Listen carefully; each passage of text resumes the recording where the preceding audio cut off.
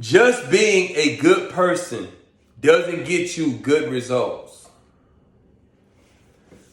So many times in life, people feel like if I'm a good person, I should get good results. If they're a bad person, they should get bad results. But that's not the way the world operates. It doesn't operate that way. Most people wish it did, but it doesn't. Good-hearted people every single day are unlucky in relationships. You can find a great woman, right? And she could be like, I keep getting with these bad men. What's going on? What's the problem? What's the issue? And she can never stop to think for a second. It's her choice and her decision which is the problem. The same as a man. A man can spend his entire life and he keeps saying, man, where's the good women? I don't find them. I'm a good guy. I'm nice to women. But the women treat me bad. I'm a good person. This shouldn't happen to me. But the problem with it is this. If you don't attract good people, if you're not around good people, you're going to keep getting bad results. It has nothing to do with you being a good person. That's why it's so important, the crowd, the group of people you decide and choose to put in your life. See, I won't allow anyone to be in my life. I'm very careful with the time I spend with people. I won't spend a bunch of time with negative people. Because it's my choice and my decision which are going to determine my life. I don't want to be in a room full of people and I'm the smartest person in the room. I want the people around me to be smarter than me. They don't have to be smarter than me in everything, but in certain areas, I need you to be smarter than me in those areas. See, the results have everything to do with your decisions, not with who you are as a person. Who you are as a person is a wonderful thing, but the decisions you make will determine the people that are in your life. That's why you can find someone that you can say, this guy, that he's a terrible dude, but all he get is great women, right? Why? It's because he's making better choices. He know he don't want nobody like himself. So what is he doing? He's choosing the right individuals to be in his life. Being a good person won't make you rich. You can go to church every Sunday and you can pray to God and say, I want to be rich and I want to be rich.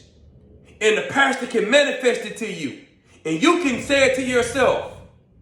But if you do not apply money-making skills, money-making tools into your life, if you don't implement that in your life, you will never accumulate money. Because there's a law of attraction that's going to get you the money that you need.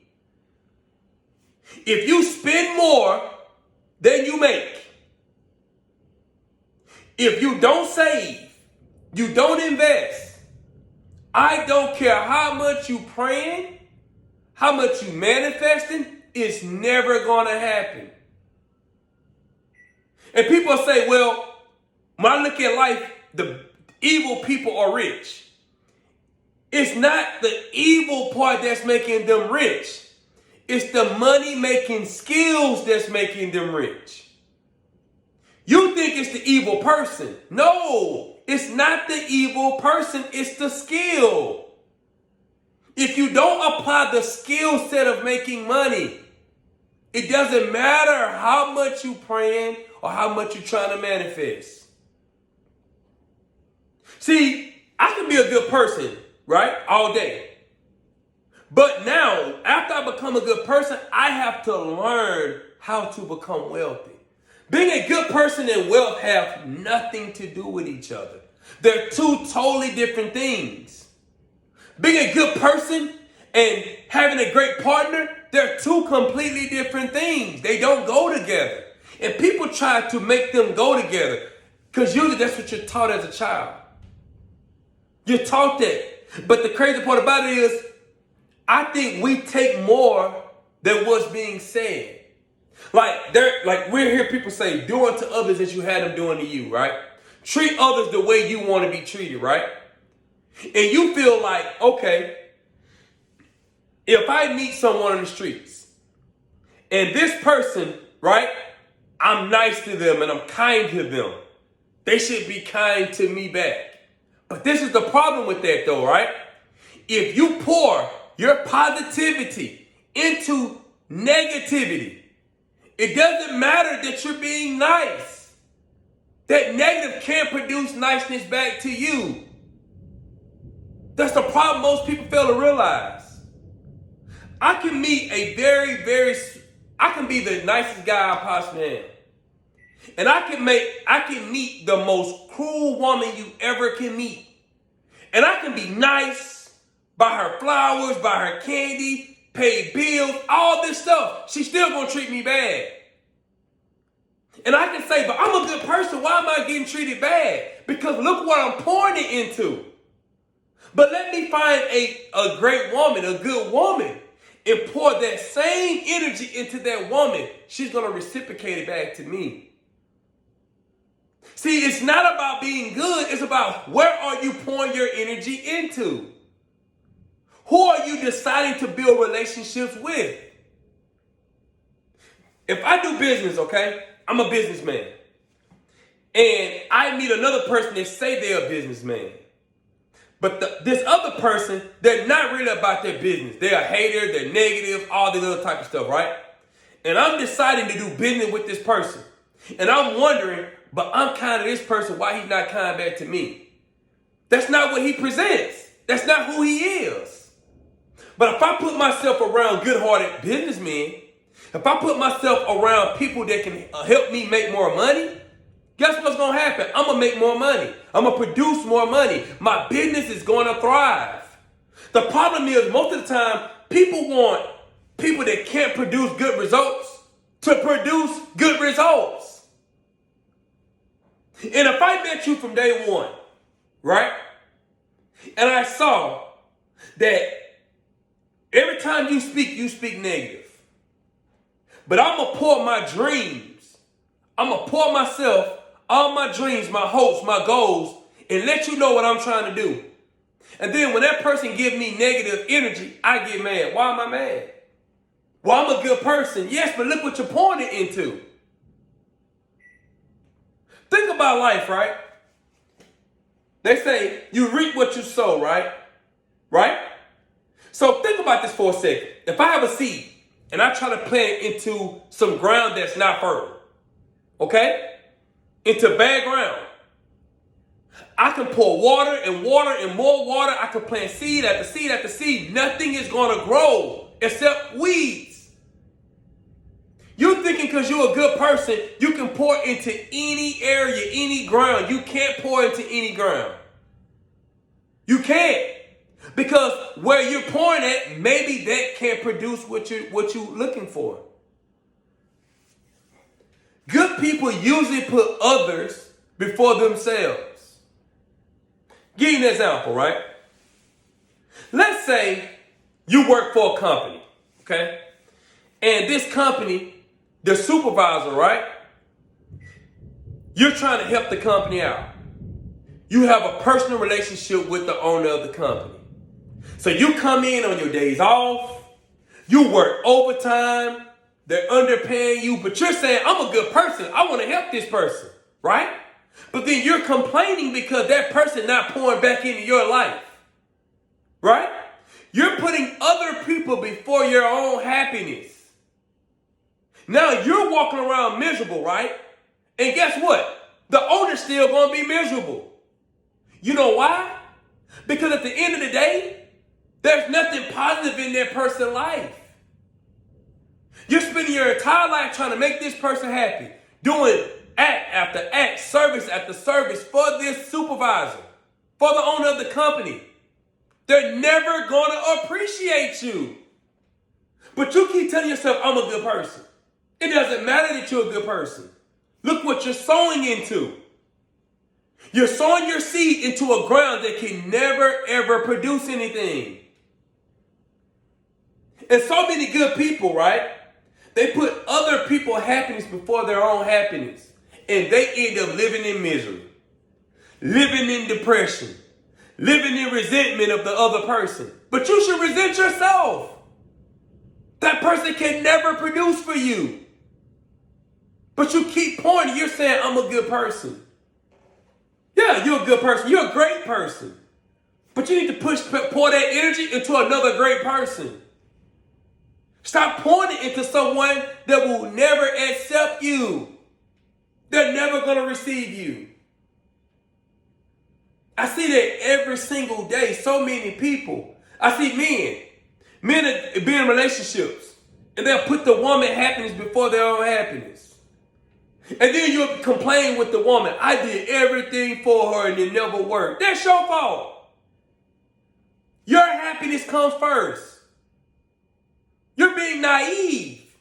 If you really believe that you can just pour your good energy into anybody and it's going to produce something, you're a fool. I don't even knock the other person. I knock you. Why you keep doing it? And then people, they will do it over and over and over and over and over again. You keep seeing the same results keep happening. But you'll keep doing it. You'll keep pouring into a person that can't benefit you. Stop. Love yourself more. Care about yourself more. Appreciate yourself more. But you're so worried about other people not liking you, and that's the problem. You're worried about other people not liking you, but this is the funny part about it. They will never like you. You know why? Because the person that you are is not even who you truly are. That's not who you truly are. You made yourself be that way. That's not who you truly are. Think about every kid. When you first meet a kid, you have to teach them to share. You have to teach a child to share. You know why? Because the first thought in humans is self-preservation. That's the first thought. Self-preservation. Let me make sure I'm good first. But then you get to an age where you start giving and giving and giving and giving. And you give to everybody until you have nothing left. Now you feel bad. You feel hurt. And now you blame the world. This world is an evil place. This city is an evil place. This state is an evil place. No, you're being naive.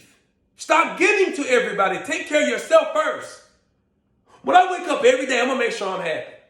Before anybody else happy, I'm going to make sure I'm happy. Before a wife, before a child, before my dad, before my mom, before my aunts, before my uncle, before my niece, before my nephew, I'm going to make sure I'm happy first. Then everybody else can be happy after that. We spend too much time. We're trying to be good for the wrong people. Good people aren't prepared to suffer when bad things come their way. What do I mean by that? People feel like because they're good, bad things are never supposed to come their way. You really think that because you go to church every Sunday, right, that you'll never get fired from your job? You really think because you do all this community service, no one will never hate on you, they'll never knock you? You become naive. Bad things happen to everyone, whether you're good or you're bad. Now, I will admit, when you're good, not as many bad things will come your way, but bad things are still going to come your way. Now, when you live a life of crime, a life of being evil, bad things are going to come your way a lot more frequently than someone that's living their life on the better end. But bad things are going to still come your way. See, bad people, they know how to deal with it because they're used to bad things coming their way. Good people, they stress out. The world going to end because something bad came their way. Because they gave someone love and the other person didn't give them love in return. Because they helped someone when they was finna get kicked out their apartment, but won't nobody help them when they get kicked out their apartment. It's weird. Bad things gonna come your way. And you gotta get to a point to fully understand that and recognize that. I was at a point when I was younger that I was naive. I'm gonna be honest with you. I was very naive. I looked at the world and I felt like in this world that if I'm just good to everybody, everybody's just gonna be good to me. And I remember so many people just hating on me and hating on me and hating on me. I'm talking about people I was cool with. I'm like, why are these people hating on me? I'm so nice and kind to them. But my niceness, me being a good person, has nothing to do with them being a bad person. Or them making poor choices and decisions.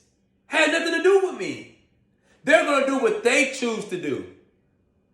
But I'm spending my entire life looking at this person on some tip where I'm like, yo, hey, why you not looking out for me? Why you not loving me? Why you not caring about me? I care about you. I have your back. Why don't you have my back? I'll give you another example. I remember it took me to my late 20s before I understood this. I would hold a door open for someone. And if they didn't say thank you, or a woman, usually when men don't hold doors open for, but I would hold a door open for a woman and she wouldn't say thank you. And I would be offended. I wouldn't say that to the person. I'm like, dog, they could have at least said thank you. But then I sat there and it took me years to learn. It's like, are you being kind for you or are you being kind for them? Because just because you're nice to them doesn't mean that they're going to be nice back to you. It took me a long time to fully grasp that. Most people that are good people are scared to be themselves. So even when they're good, they aren't really being who they truly are. What do I mean by that? Give an example. I'm not a cursor, right? But every now and then I will say a curse word. But that's not who I am. But at one point in time, I never said anything. And I tried to live a perfect life. And be the guy that made all the amazing decisions. Never did anything wrong. And what I learned about life is, Sidney, you're not perfect. You're going to make some bad decisions. You're going to make some bad choices. Learn from them, though. You're not perfect. But most good people, they try to be perfect. Not understanding that, hey, sometimes you're going to mess up. So what happens is, the people around you, they only know you for being a goody two-shoe person. So that's how they treat you. But deep down inside, you're not 100% great. You make bad choices and decisions just like everyone else. And when I got to a point to be comfortable with myself, that I didn't have to be perfect, and people started really to truly accept me. When I got to a point where I could be honest with you without being offended. Like a lot of people, when things don't go their way, they get upset. Now, let's say I get an example. Let's not go to my barber, even though I'm a barber. Let's not go to my barber, I get a haircut, right? I know I don't like the haircut while I'm sitting in this chair. I won't say anything to him. But then I'll go home, right? And be mad at my barber. Come back the next week to my barber and never tell my barber. Or I tell my barber once I come back. It's like, but maybe your barber could have solved the problem right then and there. But you're so afraid of conflict. So many people are so afraid of conflict. And usually the good people, they're very afraid of conflict. So they won't even much admit the problem. They'll hold it in. Now they have resentment toward the other person, and the other person don't even know that they have resentment, and the other person could have solved the problem. Just talk to them. You don't have to be perfect. Sit there and open your mouth and speak.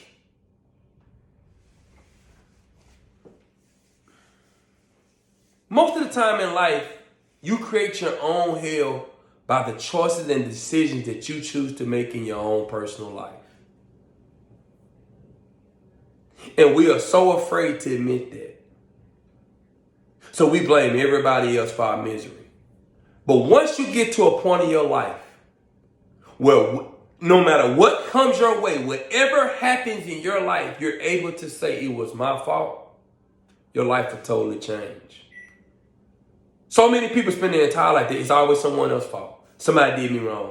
Instead of sitting there thinking to themselves, well, hold on for a second. If I want to associate with that person, that wouldn't happen. Or you can sit there and say, you know what? I learned a life lesson from that.